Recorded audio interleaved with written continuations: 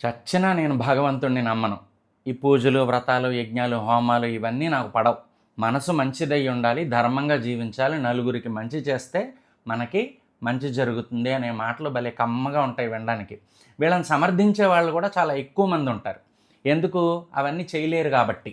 అయితే ఇలాంటి వాళ్ళందరికీ మరణ సమయంలో స్పష్టంగా అర్థమవుతుంది. గొంతు నిండా కఫం పట్టేసి, కంటి నిండా రక్తం నిండిపోయి, చెవులు పనిచేయని సమయంలో ఎదురుగుండా యమభటులు వచ్చి నుంచున్నప్పుడు, అయ్యో జీవితాంతం భగవంతుడు లేడని వృధాగా నా జీవితాన్ని వ్యర్థం చేసుకున్నానే, ఒక్కనాడు కూడా భగవంతుణ్ణి పూజించలేదే అనే భావన అప్పుడు కలిగి ప్రయోజనం ఏమీ ఉండదు. మేము ఇవి కూడా నమ్మమండి అంటే, ఇవన్నీ శాస్త్రాలు చెప్పే కాబట్టి నమ్మాలి.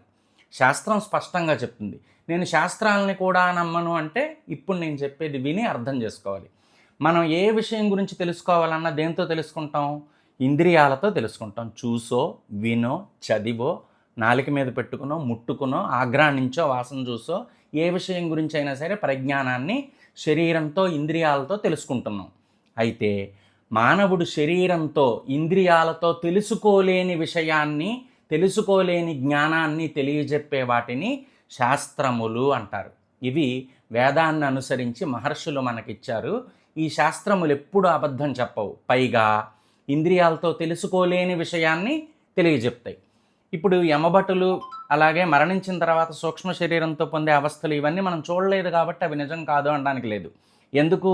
ఇంద్రియాలు నీకెప్పుడు స్పష్టంగా నిజాన్ని చూపించవు. పట్టపగలు మిట్ట మధ్యాహ్నం ఆకాశంలోకి చూసి నక్షత్రాలు లేవు, ఉండవు అంటే ఎంత పొరపాటు. సూర్యుని కాంతి వలన కనుల్ని నక్షత్రాన్ని చూడలేకపోతున్నాయి పగలు, కానీ నక్షత్రాలు అక్కడే ఉన్నాయి. కంటితో చూసిందే నమ్ముతా అని పట్టపగలు చూసి నక్షత్రాలు లేవు అనడం ఎంత మూర్ఖత్వమో, అలాగే శాస్త్రములు చెప్పినటువంటి విషయాలు కూడా లేవు అనడం అంతే మూర్ఖత్వం అవుతుంది. నరసింహ శతక కవి అందుకనే గొప్ప మాట చెప్తాడు. ఏమని? బతికి ఉన్నన్నాడులు నిన్ను భజయింతు గాని మరణకాలమందు మరతునేమో.